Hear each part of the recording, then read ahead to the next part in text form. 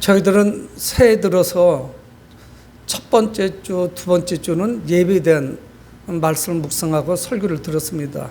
그리고 지난주 1월 세 번째 주일은 주제는 결국은 제자도에 관한 것이었습니다.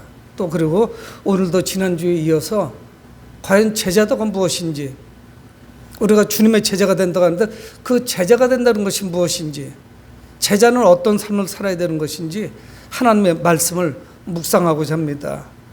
예수님께서 이 땅에 오신 목적은 무엇일까요? 예수님께서 많은 다양한 일들을 하셨지만 예수님께서 이 땅에 오신 목적은 세상에 생명을 주시는 거죠. 인류에게 새 생명을 허락하시는 거. 또한 우리는 그것을 복음이라고 말씀하기도 합니다. 근데 인간으로 낮아진 예수 그리스도께서 첫 번째 사역을 하신 것이 좀 우리에게는 아주 특별하게 다가옵니다.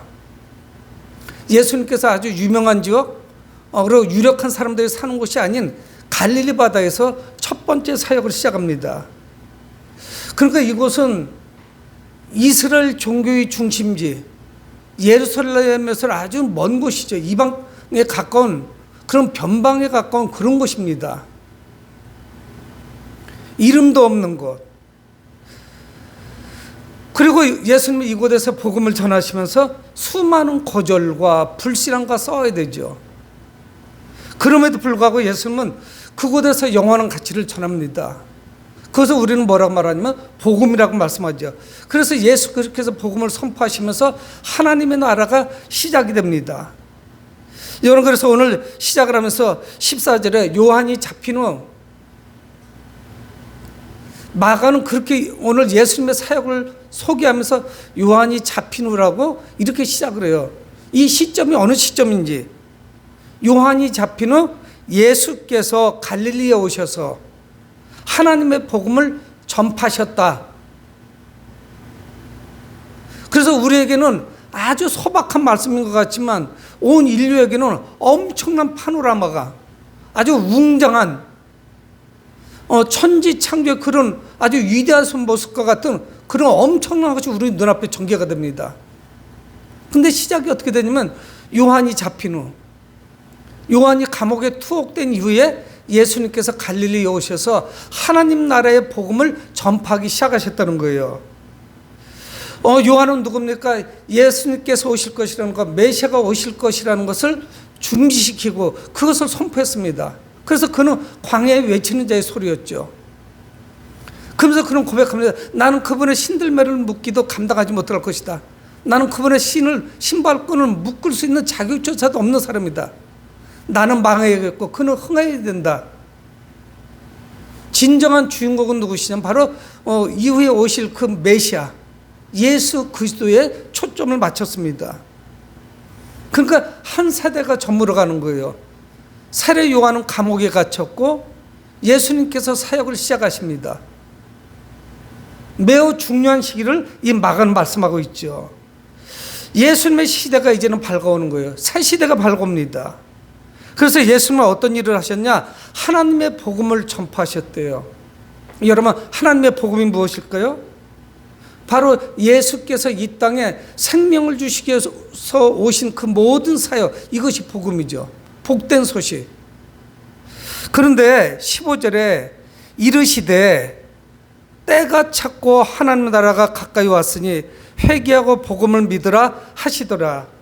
그 하나님 나라의 복음을 전파하셨는데 그것이 무엇이냐면 예수님의 입을 통해서 나오신 그 말씀을 통해서 우리는 알 수 있어요. 예수께서 하나님 나라의 복음을 갈릴리에서 선포하셨는데 그것이 과연 무엇인가? 예수님께서 그 갈릴리 사람들에게 주신 메시지는 과연 무엇인가? 이 시대의 모든 사람들에게도 주시는 동일한 그런 메시지죠. 그것은 뭐냐면 때가 찼다는 거예요. 이거는 매우 중요해요. 바로 앞절하고도 연결이 됩니다. 세례 요한이 감옥에 갇히고 예수님께서 갈릴리에 오셔서 하나님 나라의 복음을 전파하셨는데 이게 바로 뭐냐? 때가 찼다는 거예요. 여러분, 근데 이 때라고 하는 것은 전혀 다릅니다. 헬라어는 아주, 그래서 우리가 왜 성경이, 구약 성경은 거의다가 히브리어로 쓰이고 일부가 아람어로 쓰였어요. 그 팔레스타인 땅에서 쓰는 그런 어떤 방언 같은 토착 언어예요. 히브리어와 아람어로 기록이 되고, 왜 신약 성경은 예수님은 유대 땅에 오셨는데 히브리어로 기록되어야지 왜 헬라어로 기록되었을까? 근데 성경을 깊이 파고 들어가면은 그것도 아주 짧은 지식이긴 하지만 왜 헬라어로 기록이 됐는지 우리는 알 수가 있습니다. 이 때라고 하는 것이 우리가 생각하는 그런 시간적인 개념하고는 전혀 달라요. 헬라어로만 표현이 될 수가 있어요. 이거는 카이로스라고 하는 것입니다. 그래서 이거는 하나님의 구속사하고 연결이 돼요.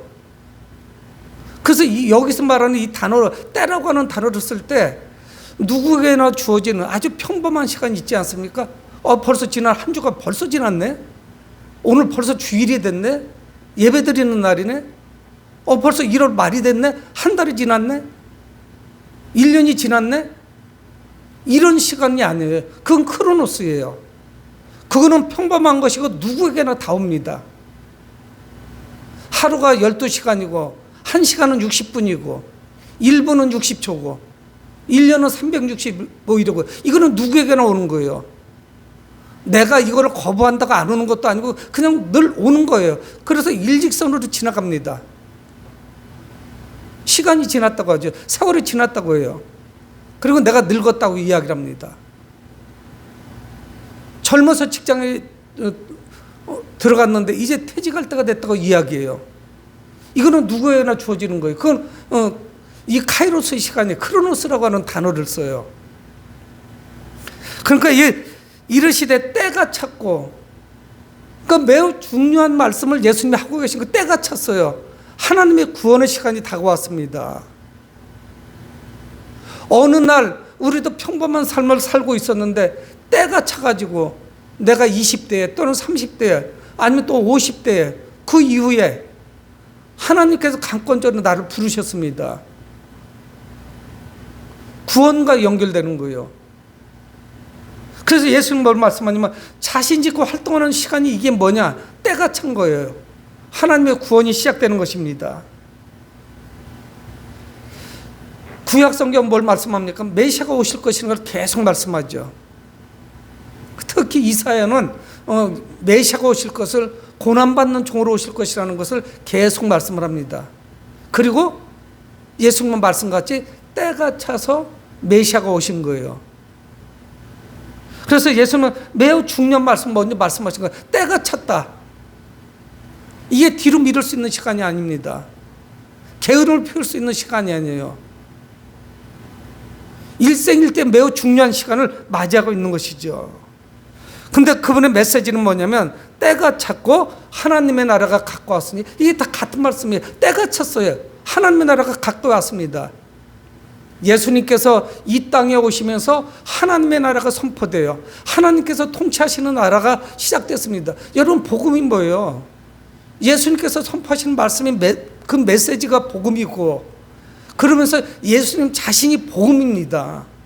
그분을 믿으면 복된 소식이에요. 그것 자체가 생명을 얻게 되는 거죠. 그래서 예수님 말씀이 뭐냐면 위에서 14절에서 말씀하는 것 같이 하나님의 복음을 전파하셨는데 그게 뭐냐? 하나님의 나라가 가까이 왔다는 거예요. 그래서 대간절을 어떻다는 거야? 하나님의 나라가 가까이 왔으면 때가 찼고, 그리고 하나님 나라가 가까웠으니 뭘 어쩌자는 거예요. 그런데 15절 하반절에 말씀하고 있습니다. 회개하고 복음을 믿으라. 회개하고 복음을 믿으라. 그 메시지를 믿기도 하지만 복음 자체이신 예수 그리스도를 믿어야 되는 거예요. 이것이 복음이에요. 이것이 복된 소식이에요. 우리에게 생명의 소식이에요. 그래서 사도행전 다른 이로서는 구원을 얻을 수 없나니 이렇게 말씀하고 있거든요. 천하 사람 중에 구원 얻을 만한 다른 이름을 우리에게 주신 일이 없음이니라 하였더라. 사도행전 4장 12절에 말씀합니다. 여러분, 요즘 무슨 도사도 나오고 법사도 나오고 막 나오는데 그런 이름을 빌려가지고 우리가 구원받는 거 아니에요. 성경은 뭐라 말씀하시냐? 예수님이 입을 통해서 선포됐어요. 하나님의 나라가 가까웠으니 회개하고 복음을 믿으라. 회개가 선행되어야 되는 거예요. 여러분, 이 회개는 무엇입니까? 내가 과거에는 온갖 수많은 것들을 믿고 따르고 그거를 추종하고 그거를 사랑했어요. 그래서 거기다 생명을 다 걸었습니다. 그게 뭐라고?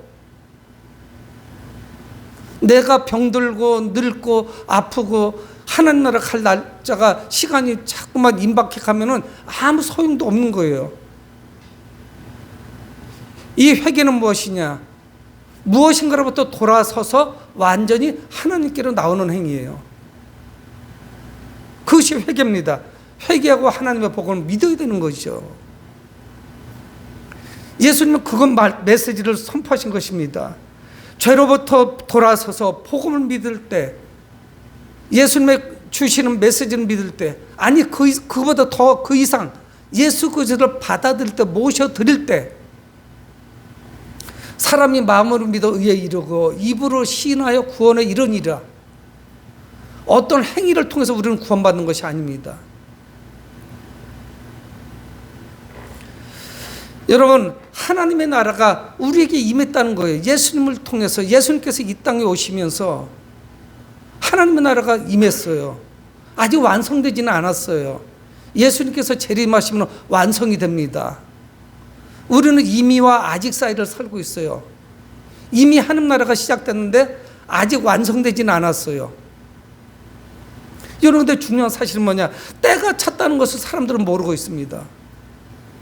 복음을 전하면 얼마나 사람들이 이거를 거부하고 거절하고 핍박하는지 알 수가 없어요. 이게 복음이라고 하는데, 이게 좋은 소식인데, 이것이 굿뉴스예요. 가스펠이에요. 이거를 받아들여야만 생명이 있어요. 근데 누구도 거들떠보질 않아요. 누구나 자신의 죄를 회개하고 하나님께 나아갈 때 그분의 통치를 받게 됩니다. 그러니까 그 하나님 나라가 내게 임한 거예요. 하나님은 우리의 왕이 되시고 우리는 그분의 나라의 백성이에요. 그분이 통치하시는, 다스리는 나라의 백성이에요. 그분의 말씀이 법이 돼서 우리를 다스리세요. 그래서 이 모든 사람들이 그 어둠의 생활을 버리고 주께로 나와야 됩니다. 복음의 문을 열어야 돼요. 복음을 받아들여야 돼요. 회개하고 복음을 믿어야 돼요. 예수 그리스도를 영접해야 되는 것이죠. 그래서 예수님은 이 갈릴리에 오셔서 복음을 전하시고 또 중요한 일 하나를 하십니다. 그게 뭐냐면 오늘 16절에 말씀하고 있죠. 갈릴리 해변으로 지나가시다가 시몬과 그 형제 안드레가 바다에 금을 던지는 것을 보시니 그들은 어부라 해변을 지나가고 계셨어요. 여러분, 신약 성경에는 이 갈릴리 바다가 굉장히 많이 나옵니다. 그러니까 예수님은 사역을 시작하시면서 종교 지도자들이 막 바글바글한 예루살렘으로 가시지 않았습니다. 갈릴리 바다로 가셨어요. 갈릴리 바다라고도 하고 게네사렛 호수라고도 하고 긴네렛이라고도 하고 디베라 바다라고도 해요. 그 형태에 따라서 부르기도 하고, 그래서 그게 뭐냐면 아몬드 같이 생겼어요. 밤톨 같이 모양새가, 호수가 또 비파와 같아서 그렇게 이름 붙이기도 해요. 아마 우리는 잘 모르시면, 안 가보신 분들은 대청호 생각하시면 되겠죠. 대청호는 그냥 그 산을 따라서 길게 협곡을 따라서 되어 있지만 이건 좀 동그스란 모습이에요. 그런데 예수님이 이곳으로 가셨습니다. 그래서 그곳을 해변을 지나가시다가 시몬과 형제 안드레를 보게 됐어요. 예수님께서 첫 번째 본 사람들이 누구냐? 그 이전에 사람들을 봤지만 당연히 예수님께서 제자로 부르시기 위해서 봤던 사람들이 누구냐면 그 베드로 형제들이에요. 사람들의 상상을 벗어나요. 그 어부들에게 다가갔어요. 갈릴리에서 잔뼈가 굵은 어부들입니다. 예수님께서 첫 번째 부르신 그 어부의 모습들을 보면은 우리는 주님의 부르심을 받기에도 훨씬 더 탁월한 사람들이에요. 여러분, 이 직업이 그 당시 또 역시 마찬가지지만 몸으로 하는 직업인데 뭐 종교 지도자들이나 학식 있는 자들하고 비교가 됐겠어요? 여러분, 근데 예수님은 갈릴리 바다로 가셨습니다. 그리고 갈릴리 바다를 중심으로 복음을 전하시죠. 근데 이 베드로와 안드레의 형제, 이들은 처음 초면은 아니었어요. 요한복음 1장 41절에 보면은 그가 먼저 자기 형제 시몬을 찾아 말하되, 이거는 뭐냐면 안드레가 시몬 자기 형인 베드로에게 찾아갔어요. 그리고 우리가 메시아를 만났다 이렇게 이야기를 해요. 베드로에게 처음으로 복음을 전한 사람은 누구냐면 동생인 안드레예요. 안드레가 먼저 예수 그리스도를 통해서 복음을 받아들이고 그리고 형에게 찾아간 거예요. 그리고 오늘 요한복음 1장 41절 말씀이 나오는 거예요. 그가 먼저 자기 형제 시몬을 찾아 말하되 우리가 메시아를 만났다. 예수 그리스도를 만났다는 거예요. 그러니까 이게 초면이 아닙니다. 바닷가에서 만난 것이. 예수님 보신 거예요. 그러니까 이들은 이미 예수님이 누구시라는 거 확실하지는 않았지만 예수가 누구시라는 걸 알았고 또한 믿었어요.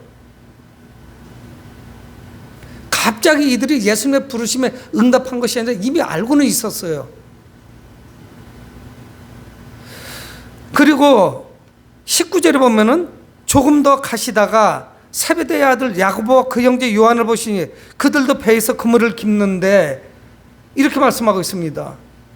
어부로서 배에서 그물을 깁고 있었어요. 여러분, 첫 번째 제자들이 누구냐? 이들은 하나님의 말씀에 대해서, 복음에 대해서, 물론 유대인이긴 하지만 이스라엘 전통적으로 내려오는 그 종교의 핵심부에 있었던 사람들은 아닙니다. 그러나 중요한 사실은 뭐냐면 자기 일에 충성스러운 사람들이었어요.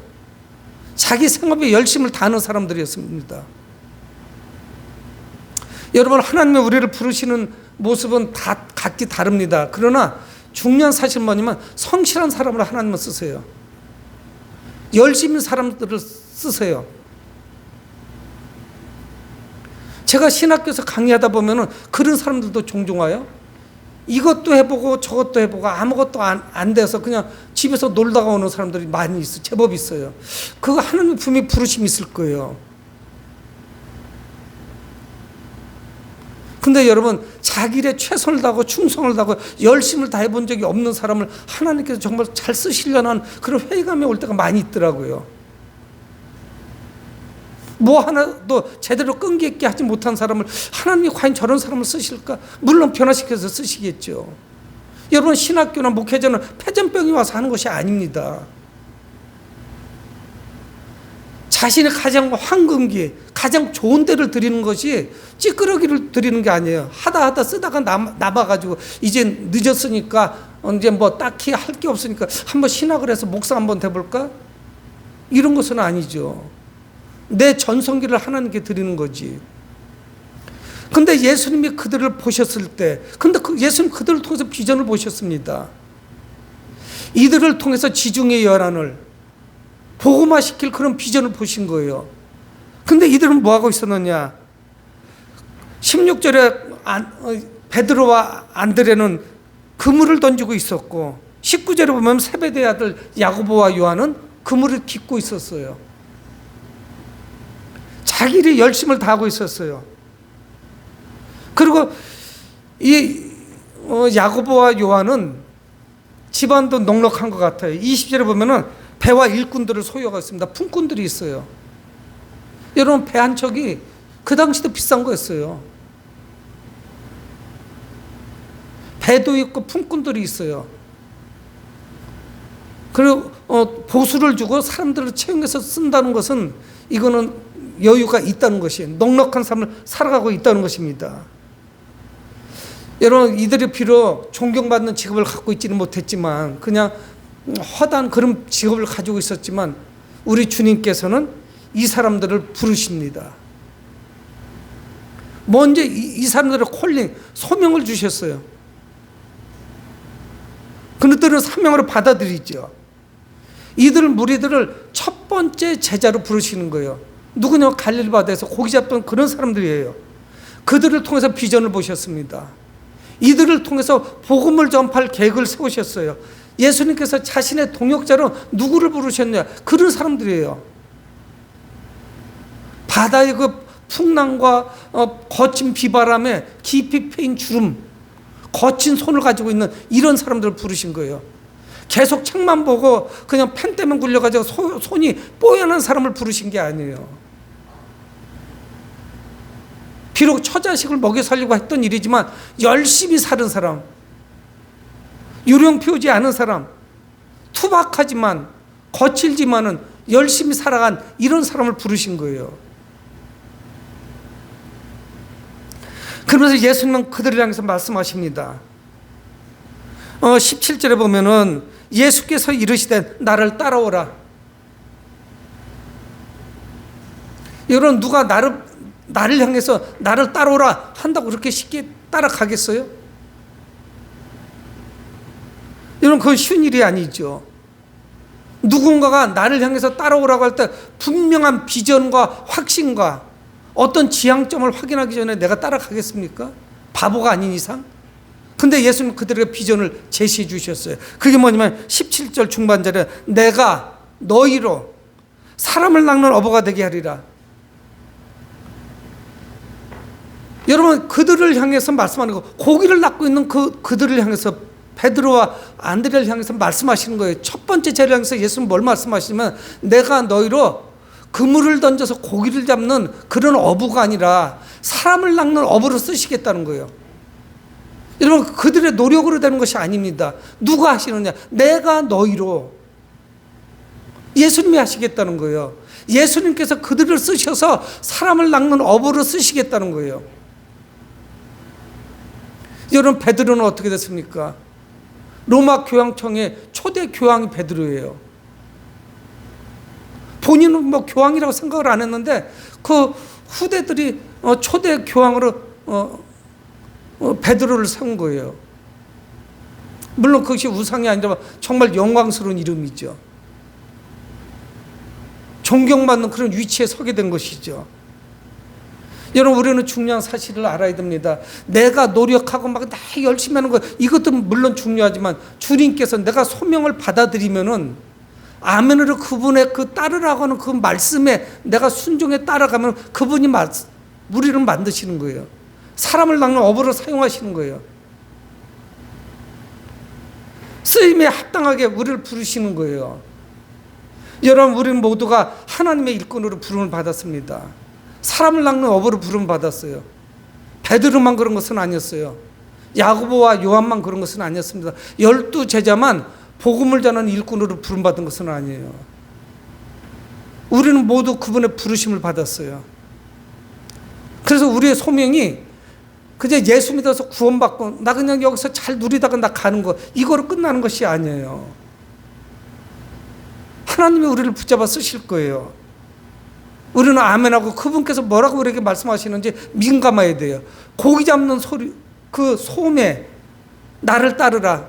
내가 너희를 사람을 낚는 어부로 쓸 것이다 하는 비전을 못 들어서 못 따라가는 거예요. 여러분, 우리는 좀 민감해야 됩니다. 세상에 민감해서 그것도 중요하지만 정말 중요한 것은 뭐냐? 주님의 음성에 민감해야 돼요. 여러분, 우리 주변에도 천성교회라고 있잖아요. 하늘 천자, 소리 성자를 쓰지 않았겠어요? 하늘의 음성. 교회명이 너무 좋아요. 하나님의 음성을 들어야죠. 부득불 내가 그 음성을 거부하면요, 말씀할 때 때가 찼어요. 그 때를 놓치게 됩니다. 기다려주질 않아요. 지금 우리에게는 지금 때가 찬 가운데 지금 살아가고 있는 거예요. 언제까지 우리가 그분의 음성을 거부할 수 없어요. 여러분, 예수님의 부르심의 응답은 하나님의 때와 긴밀하게 연결돼요. 긴급해요. 때가 찼어요. 그러면서 부르시는 거예요. 우리는 응답해야 되겠죠. 그랬더니 18절에 말씀하고 있습니다. 곧 그물을 버려두고 따르니라. 내가 너희를 사람을 낚는 어부가 되게 할 것이다 했더니 곧 성경 말씀하고 있어요. 즉시 그물을 버려뒀어요. 미련을 눈곱만큼도 두지 않았어요. 여러분, 하나님 때가 가까웠습니다. 하나님 나라가 가까이 왔어요. 그리고 그분은 부르고 계십니다. 여러분, 우리는 중요한 게 뭐냐? 결단의 때가 됐다는 거예요. 우리 모두에게 결단의 때가 됐습니다. 하나님의 나라가 가까웠고 때가 되었단 말이에요. 우리는 결단해야 되는 것이죠. 이 베드로와 안드레는 즉각적으로 응답을 했습니다. 그물을 버려뒀다고 성경 말씀하고 있어요. 약간의 미련도 두지 않았어요. 이거는 삶의 터전이에요. 갈릴리 바다는. 여러분, 왜 이 척박한 갈릴리 바다로 예수님께서 가셨고 첫 번째 제자들을 부르셨을까요? 이것은 삶의 현장이기 때문에 그래요. 마태는 세관에 앉아있다 부르심을 받죠. 여기 내 일터라니까. 여기서 일을 해서 돈을 벌어야만 내가 먹고 산단 말이에요. 처제식하고. 여기 갈릴리 바다가 뭐예요? 여기는 삶의 현장이에요. 내가 그물을 던지는 곳이에요. 그래서 먹고 사는 거예요. 물론 냉장고도 없어요. 하루하루 잡아서 팔지 않으면은 그 생선은 쓸 수가 없어요. 부패되니까. 매일매일 반복되는 생활이에요. 근데 문제는 뭐냐? 때가 찬 거예요. 언제까지 그것만 할 수는 없어요. 그래서 주님이 부르신 거죠. 그런가 하면 야고보와 요한은 어떻습니까? 19절에 조금 더 가시다가 세베대의 아들 야고보와 그 형제 요한을 보시니 그들도 배에서 그물을 깁는데, 그물을 깁고 있었다니까요. 이들도 노는 것이 아니에요. 근데 20절에 곧 부르시니 그들에게도 비전을 제시해 주셨죠. 그 아버지 세베대를 품꾼들과 함께 배에 버려두고, 성경은 배에 버려두고라고 말씀하고 있어요. 아버지 세베대와 품꾼과 배야. 그물 정도가 아니에요. 이들은 한술 더 떴어요.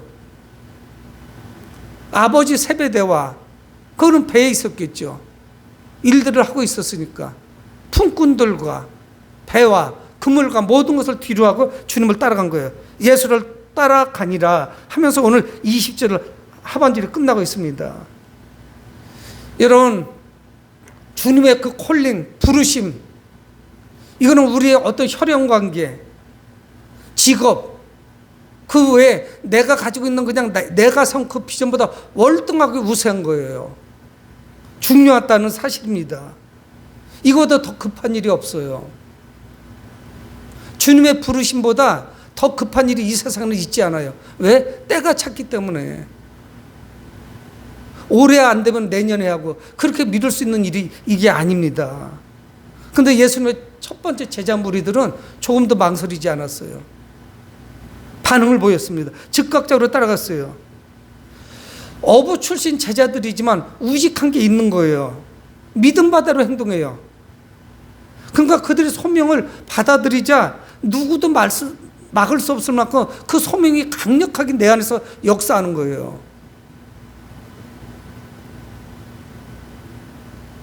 예수님께서 그들의 그런 모습을 보셨던 것 같아요. 그러니까 그들을 부르셨죠. 예수님이 주신 하나님 나라에 대한 그런 소망, 미래에 대한 소망, 이것이 확실하지 않고 어떻게 따라가겠어요? 이런 내가 누군가를 따라갈 때 분명한 뭔가가 있지 않으면 갈 수가 없죠. 그렇지 않겠어요? 그냥 쉽게 어떻게 따라가겠어요? 모든 걸 뒤로 하고. 우리가 주님을 잘 따르지 못하는 건 뭐냐? 미래에 대한 소망이 우리가 약하기 때문에 그렇습니다. 그저 이 땅에서 삶으로 내 삶은 끝이야. 그렇다면 우리는 여기에다 당연히 소망을 둘 수밖에 없어요. 그 이유까지 우리는 생각하고 판단할 겨를이 없어요. 여기서 살다가 죽으면 나는 그거로 인생이 끝이야. 그러면 그렇게 살 수밖에 없잖아요. 근데 우리는 그것이 아니라 그 이후의 삶을 우리는 믿기 때문에 우리 소망을 가지고 살아가는 거죠. 영원한 삶이 있다는 것을 우리는 믿고 있잖아요. 우리에게 영원한 생명을 주시기 위해서 예수 그리스도께서 십자가에서 죽으셨다는 우리는 확실하게 믿고 있죠. 그래서 그분의 부르심에 따르고 있는 것입니다. 여러분, 교회는 늘 소명에 불타는 자들, 그 소명, 부르심에 불타는 사람들, 그 사명을 가지고 있는 소수의 사람들, 이들에 의해서 부흥했습니다. 사람들이 그런 이야기를 해요. 저도 평신도 생활을 오래 했으니까 제가 모르겠습니까? 목회한 기간보다 성도로 있었던 기간이 훨씬 더 긴데요. 근데 그 교회도 많은 사람들이 충성하고 있는데 늘 그래요. 성가대 하던 분이 교사도 하고 안내도 하고 늘 그래요. 또 우리 충청도 기질이 누가 손잡아 주기 전에 자기가 적극적으로 제가 뭐 좀 한번 해볼 테니까 목사님 뭐 할 만한 거 저 좀 시켜줘야 돼. 이런 사람 찾기는 어렵죠. 그러다 보니까 한 사람이 두 가지, 세 가지 막 겹치기로 하는 거예요. 그 사람도 좀 피곤하긴 하죠. 그리고 그게 뭐 은혜가 안 돼요. 왜? 여러 사람이 나누어서 해야 더 은혜가 되죠.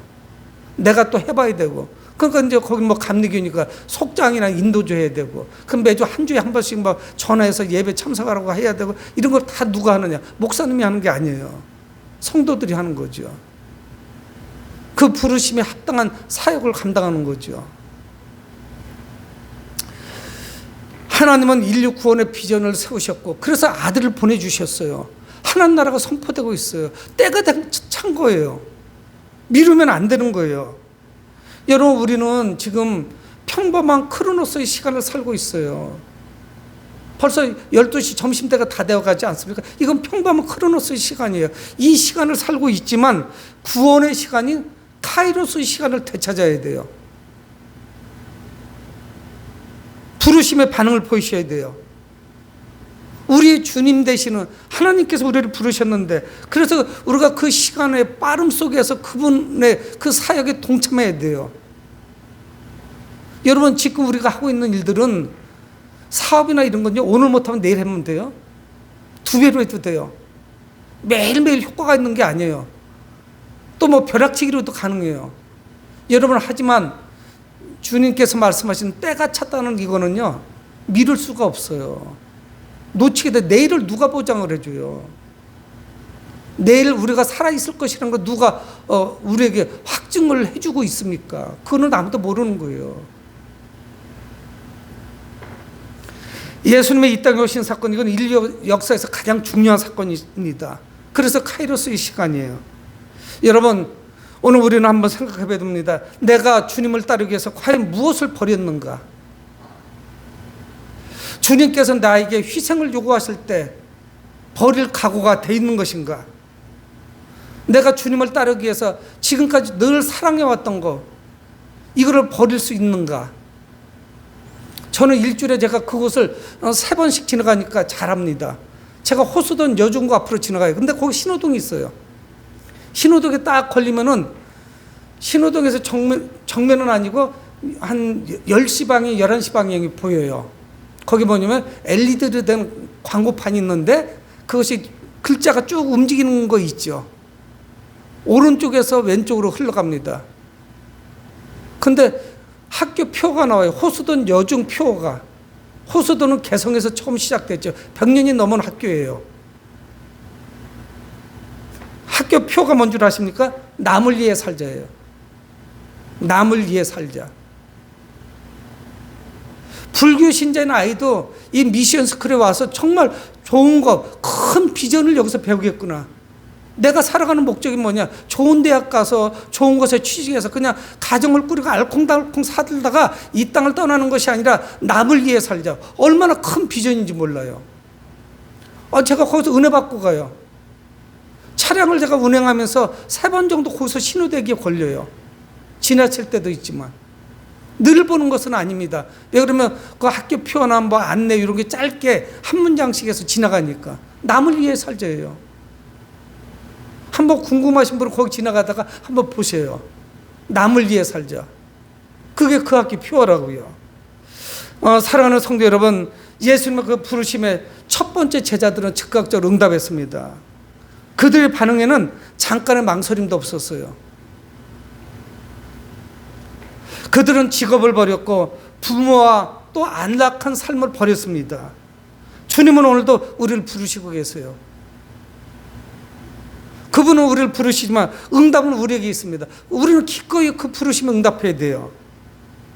때가 됐고 우리를 쓰시려고 부르신 거예요. 나이 상관없어요. 하나님은 어떤 모양으로든 쓰십니다.